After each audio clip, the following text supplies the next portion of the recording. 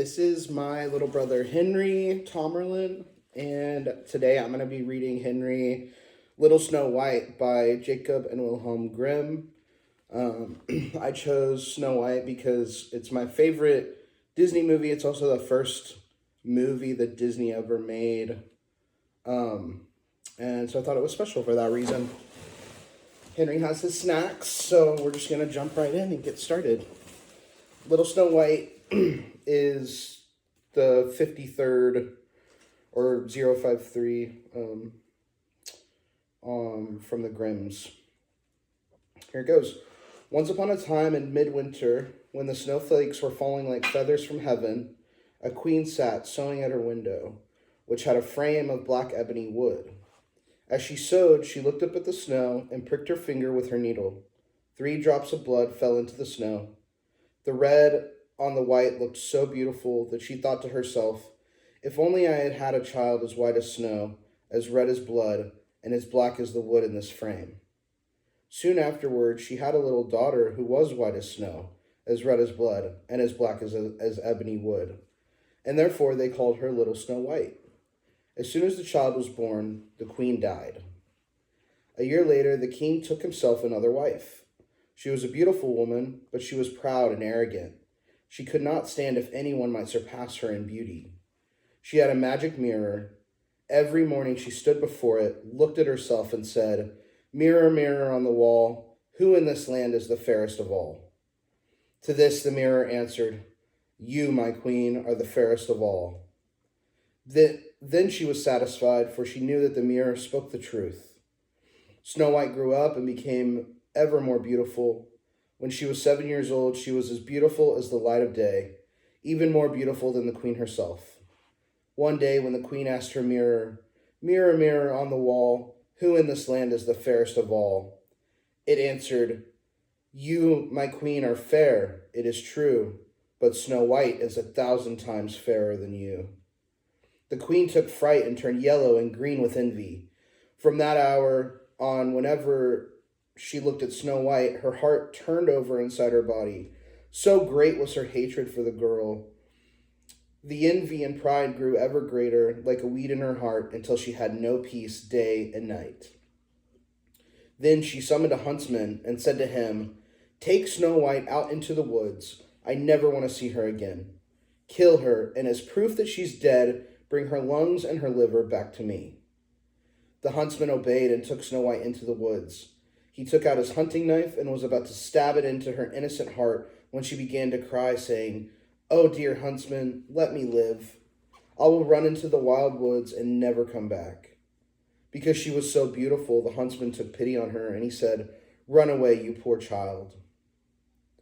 He thought the wild animals would soon devour you anyway. But still, it was as if a stone had fallen from his heart, for he would not have to kill her. Just then, a young boar came running by. He killed it, cut out its lungs and liver, and took them back to the queen as proof of Snow White's death. The cook had to boil them with salt, and the wicked woman ate them, supposing that she had eaten Snow White's lungs and liver. The poor child was now all alone in the great forest. She was so afraid that she just looked at all the leaves on the trees and did not know what to do.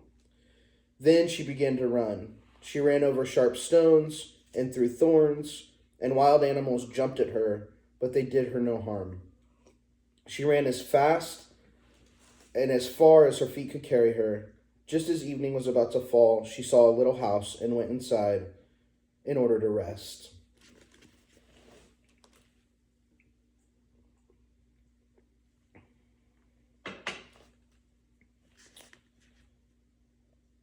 Inside the house, everything was small, but so neat and clean that no one could say otherwise. There was a little table with a white tablecloth and 7 little plates. Each plate had a spoon, and there were 7 knives and forks and 7 mugs as well. Against the wall, there were 7 little beds, all standing in a row and covered in snow white sheets. Because she was so hungry and thirsty, she ate a few vegetables and a little bread from each plate, and from each mug she drank a drop of wine. Afterward, because she was so tired, she lay down on a bed, but none of them felt right. One was too long, the other was too short, And finally, the seventh one was just right. She remained lying in it, entrusting herself to God, and fell asleep.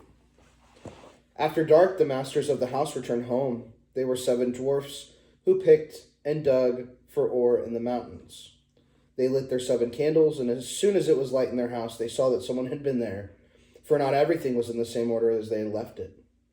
The first one said, "Who's been sitting in my chair?" The second one, "Who's been eating from my plate?" The third one, "Who's been eating my bread?" The fourth one, "Who's been eating my vegetables?" The fifth one, "Who's been sticking with my fork?" The sixth, "Who's been cutting with my knife?" And the seventh, "Who has been drinking from my mug?" Then the first one saw that there was a little imprint in his bed and said, "Who stepped on my bed?" The other came running up and shouted, "Someone's been lying in mine as well." But the seventh one looked at his bed, found Snow White laying there. The seven dwarfs all came running up, and they cried out with amazement. They fetched their seven candles and shone the light on Snow White. "Oh, good heaven, oh, good heaven!" they cried. "This child is so beautiful." They were so happy that they did not wake her up, but let her continue to sleep there in the bed. The seventh dwarf had to sleep with his companions, 1 hour with each, and then the night was done. The next morning, Snow White woke up, and when she saw the seven dwarfs, she was frightened.